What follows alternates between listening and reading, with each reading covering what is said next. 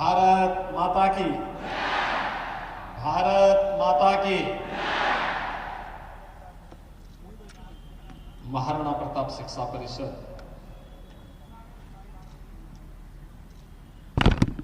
के 90वें संस्थापक सप्ताह समारोह के आज के इस उद्घाटन कार्यक्रम में मुख्य अतिथि के रूप में उपस्थित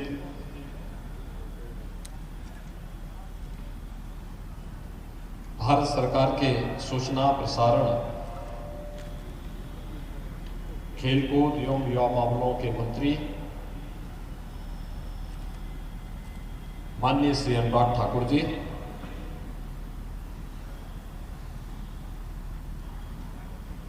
महाराणा प्रताप शिक्षा परिषद के अध्यक्ष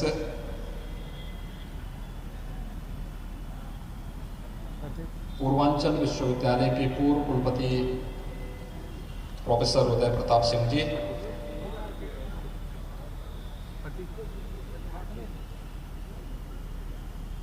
माननीय सांसद श्री रविकिशन शुक्ल जी,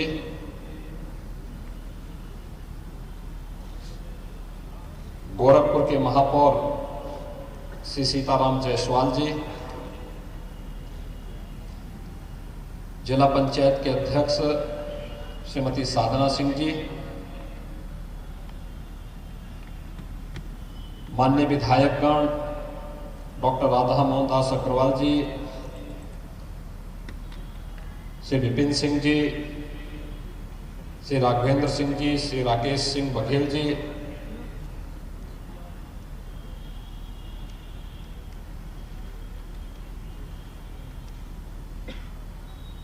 महाराणा प्रताप शिक्षा परिषद के सभी पदाधिकारीगण, श्री राजेश मोहन सरकार जी, चौधरी प्रमोद चंद जी, श्री धर्मेंद्र सिंह जी, श्री प्रमथनाथ मिश्र जी,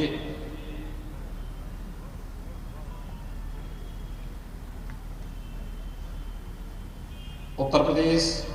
महिला आयोग की उपाध्यक्ष श्रीमती अंजू चौधरी जी,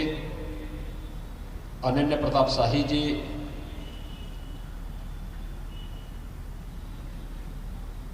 कालीबाड़ी के मोहन जी,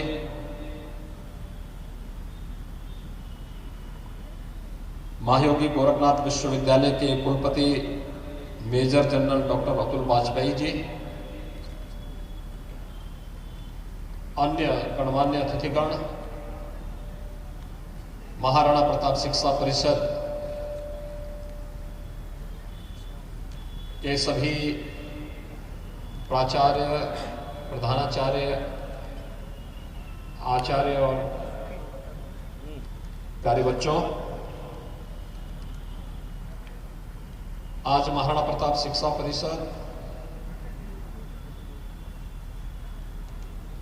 अपने 9 दशक की यात्रा को पूरा करने की ओर अग्रसर है और 90वां संस्थापक सप्ताह समारोह कार्यक्रम के साथ जुड़ रहा है। महाराणा प्रताप शिक्षा परिषद के 4 दिसंबर से 10 दिसंबर तक चलने वाले विभिन्न प्रकार के आयोजनों के कार्यक्रम का शुभारंभ करने के लिए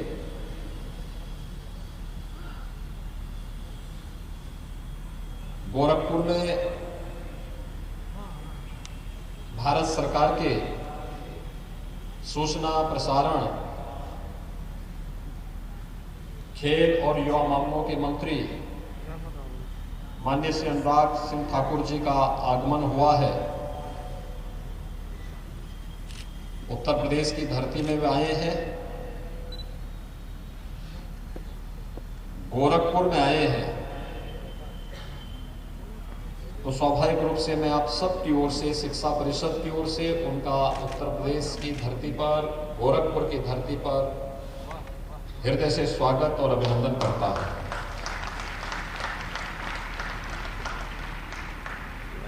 यह इसलिए भी महत्वपूर्ण है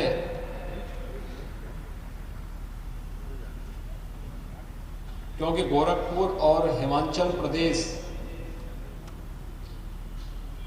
के वे मूल निवासी हैं और हिमाचल प्रदेश और गोरखपुर का एक बहुत नजदीक का संबंध भी है।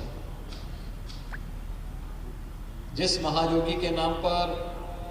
गोरखपुर का नाम गोरखपुर पड़ा है, महायोगी बाबा गोरखनाथ जी का गोरखपुर में आगमन हिमाचल प्रदेश से ही कांगड़ा जी के स्थान से महायोगी गोरखनाथ जी का गोरखपुर में आगमन हुआ है, जिसकी स्मृति में आप प्रतिवर्ष मकर संक्रांति के अवसर पर बाबा गोरखनाथ जी को लाखों की संख्या में पूर्वी उत्तर प्रदेश के लोग, बिहार और नेपाल के लोग आकर के खिचड़ी चढ़ाते हैं और अपनी श्रद्धा को व्यक्त करते हैं।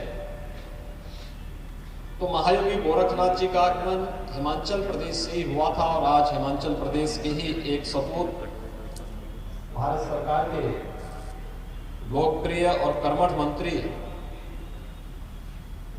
जो प्रधानमंत्री मोदी जी के यशस्वी नेतृत्व में देश के अंदर न केवल सूचना और प्रसारण मंत्रालय के माध्यम से भारतीय परंपरा, भारतीय संस्कृति, भारत की पौराणिक, ऐतिहासिक और सांस्कृतिक विरासत को अक्षुण्ण बनाए रखते हुए कार्य कर रहे हैं, बल्कि देश के युवाओं के अंदर एक नई ऊर्जा का संचार करते हुए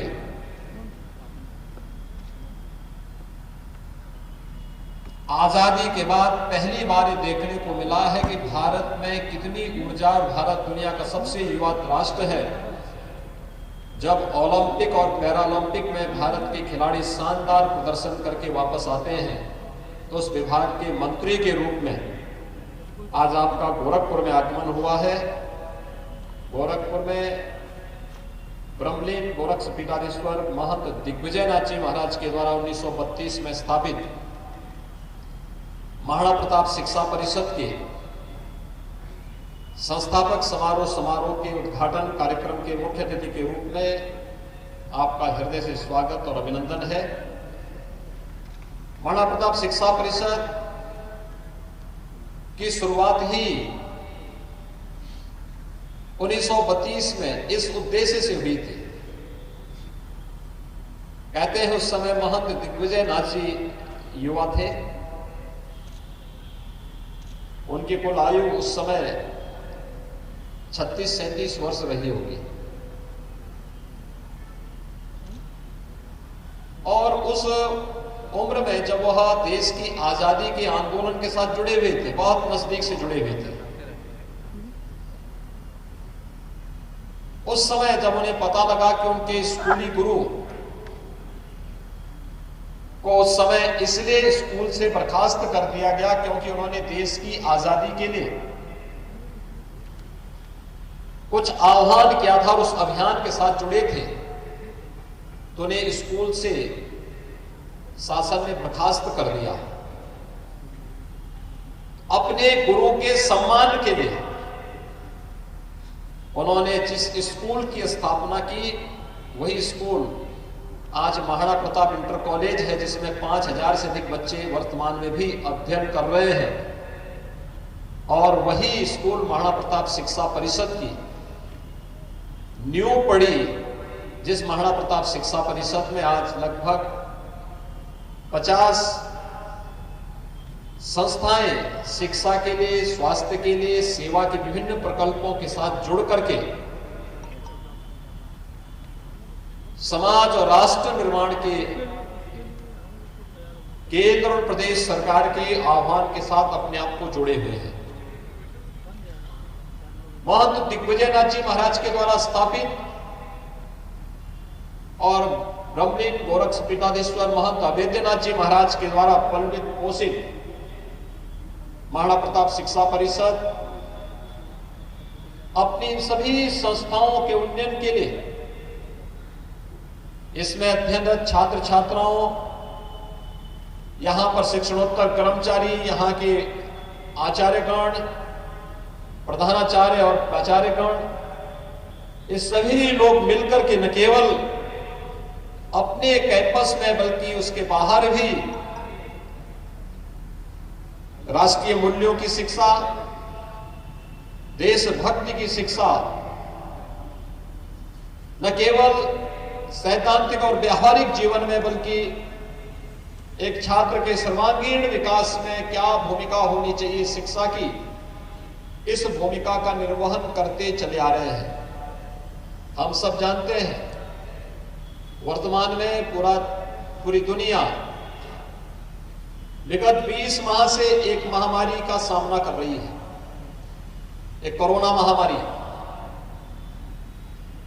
इसने सामाजिक जीवन को और सामान्य जनजीवन को बुरी तरह दुनिया के अंदर प्रभावित किया। लेकिन हम सबका सौभाग्य है कि भारत के अंदर प्रधानमंत्री मोदी जी के यशस्वी नेतृत्व में कोरोना प्रबंधन दुनिया के सामने एक उदाहरण बना है। और कोरोना कालखंड में जब दुनिया अपने को बचा रही थी, तब भारत के अंदर न केवल भारत को बचाने, भारत के एक एक नागरिक की चिंता करने का दायित्व प्रधानमंत्री मोदी जी के नेतृत्व में कुशलतापूर्वक उन कार्यों का निर्वहन किया गया, बल्कि पहली बार भारत के युवाओं के लिए, भारत के छात्रों के लिए, छात्राओं के लिए, उनके सर्वांगीण विकास के लिए और उनके जीवन की इस महत्वपूर्ण यात्रा के मार्ग में कहीं कोई बाधा ना आने पाए, भारत सरकार ने एक नई राष्ट्रीय शिक्षा नीति को भी लागू किया है। जो राष्ट्रीय शिक्षा नीति अगले वर्ष से लागू होने जा रही है, जिसकी अभी से धमक सुनाई दे रही है। एक नए भारत को कैसे निर्माण में हमारी युवाओं की भूमिका हो सकती है, इस भाव के साथ इस कार्यक्रम को आगे बढ़ाना है। और मुझे लगता है कि मैंने स्वयं भी एक वर्ष पहले महाराणा प्रताप शिक्षा परिषद के सभी प्रधानाचार्यों के साथ, प्राचार्यों के साथ बैठ करके इसके बारे में जानकारी ली थी कि आखिर नई शिक्षा नीति के लिए आप लोगों ने क्या कार्य योजना बनाई है। और मैं चाहूंगा अभी से हम लोगों को उस कार्य योजना के साथ जुड़ना होगा। यह वर्ष हमारे लिए बहुत महत्वपूर्ण है। देश की आजादी का अमृत महोत्सव और गोरखपुर की चौरी चौरा की घटना का इस शताब्दी वर्ष भी है। याद करिए 4 फरवरी 1922 को गोरखपुर के ही चौरी चौरा में ब्रिटिश हुकूमत की चूलों को हिलाने वाली यहां के स्थानीय नागरिकों का वहां संघर्ष, जिसने भारत के इतिहास को पूरी तरह बदलने का कार्य किया और विदेशी हुकूमत को अंतिम चेतावनी दे डाली थी या बहुत अधिक दिनों तक भारत गुलाम नहीं रह सकता। भारत अपनी आजादी लेकर के ही रहेगा। वैसे ही जैसे महंत दिग्विजयनाथ जी महाराज ने जब 1932 में महाराणा प्रताप शिक्षा परिषद की स्थापना की होगी, तब इन शिक्षण प्रशिक्षण संस्थाओं में पढ़ने, अध्ययन और अध्यापन के साथ जुड़े हुए सभी के शिक्षकों के लिए, छात्र छात्राओं के लिए एक आदर्श रखा महाराणा प्रताप का। स्वदेश और स्वाभिमान क्या होना चाहिए, उस स्वदेश के लिए, स्वभक्ति के लिए, देशभक्ति का, शौर्य और पराक्रम का जीवन में क्या महत्व होता है, उन भावों के साथ जोड़ने के लिए त्याग और बलिदान मातृभूमि के लिए किस रूप में किया जाना चाहिए, महाराणा प्रताप का जो आदर्श आप सबके सामने प्रस्तुत किया, वह प्रस्तुतिकरण उस कालखंड में चोरी चोरा की घटना के दौरान भी प्राप्त होता है, देखने को मिलता है। एक साथ अनेक घटनाओं का साक्षी ये वर्ष हम सबके लिए अत्यंत महत्वपूर्ण है। प्रधानमंत्री मोदी जी एक ही बात कहते हैं, ये अमृत काल है और अमृत काल महत्वपूर्ण होता है। ये व्यक्ति में निर्भर करता है अमृत काल का फल किस रूप में लेता है। और मैं तो मानता हूं साक्षात फल आपको प्राप्त हो रहा है। कल सायकाल में अनुराग जी से भी, रवि किशन जी से भी, डॉक्टर राधा मोहन जी से भी, डॉक्टर धर्मेंद्र सिंह जी से भी इनसे पूछ रहा था कि भाई कैसे होगा। कल सायंकाल बारिश हो रही थी और अभी मैं देख रहा हूं इतनी तेज धूप है, इतनी तेज धूप है कि सामने जो बच्चे बैठे हुए हैं उनकी आंखों में, और जो अतिथि बैठे हुए उनकी आंखों में तेज धूप के कारण उनको स्वयं की कठिनाई महसूस हो रही है। लेकिन संस्थापक सप्ताह समारोह के लिए हम सबको इस प्रकार की चुनौतियों के साथ जूझते हुए अपने आप को आगे बढ़ाना होगा। एक सप्ताह तक ये कार्यक्रम चलेंगे और एक सप्ताह के कार्यक्रम के बाद जो अनेक प्रकार की प्रतियोगिताएं चलेंगी। आपने देखा होगा प्रधानमंत्री मोदी जी के मार्गदर्शन और प्रेरणा से जब भारत की ओलंपिक की टीम टोक्यो गई थी तो उसको रवाना करने के लिए हमारे खेल मंत्री, जो आज यहाँ पर सूचना प्रसारण और खेल और युवा मामलों के मंत्री हैं, उन्होंने इस समय रवाना किया था। तब कहा था कि अब तक का सर्वश्रेष्ठ प्रदर्शन करेंगे। खेल भावना इस स्वस्थ प्रतिस्पर्धा को बढ़ाता है। याद रखना, इस स्वस्थ और सकारात्मक प्रतिस्पर्धा व्यक्ति को आगे बढ़ाती है, उसके जीवन में उन्नयन लाती है। और एक सप्ताह तक विभिन्न प्रकार की प्रतियोगिताएं चलेंगी। इसमें खेल कूद की भी प्रतियोगिताएं चलेंगी, वाद विवाद की प्रतियोगिताएं चलेंगी, विभिन्न प्रकार के लेखन के कार्यक्रम चलेंगे, अन्य अलग अलग प्रकार की जो प्रतियोगिताएं होंगी उन प्रतियोगिताओं में जो छात्र छात्राएं विजयी होंगी उन सभी छात्र छात्राओं को फिर 10 तारीख के भव्य समारोह में यहां पर सम्मानित किया जाएगा। आज महाराणा प्रताप शिक्षा परिषद कि विभिन्न संस्थाओं में 50,000 बच्चे विभिन्न प्रकार की शिक्षा कर रहे हैं। 5,000 से अधिक शिक्षक, शिक्षणोत्तर कर्मचारी इस संस्था के साथ जुड़ करके न केवल अध्ययन, अध्यापन और सेवा के इस प्रकल्प के साथ जुड़े हुए हैं, बल्कि राष्ट्र निर्माण में भी हमारी भी एक भूमिका होगी। कोई स्वास्थ्य के अभियान के साथ जुड़ा हुआ है, कोई शिक्षा के अभियान के साथ जुड़ा हुआ है, कोई किसी सेवा के प्रकल्प के साथ जुड़ा हुआ है। हर व्यक्ति का अपना योगदान है और यही तो धर्म है। हर व्यक्ति अपने अपने कर्तव्यों का निर्वहन कर ले, यही सबसे बड़ी बात है। और आज जब हम लोग शिक्षा परिषद का यह वर्ष महत्वपूर्ण है, 90 वर्ष होने जा रहे हैं पूरे। 90 वर्ष का मतलब एक लंबी यात्रा, एक लंबी यात्रा जहां पर एक मार्गदर्शक के रूप में एक व्यक्ति की भूमिका होती है,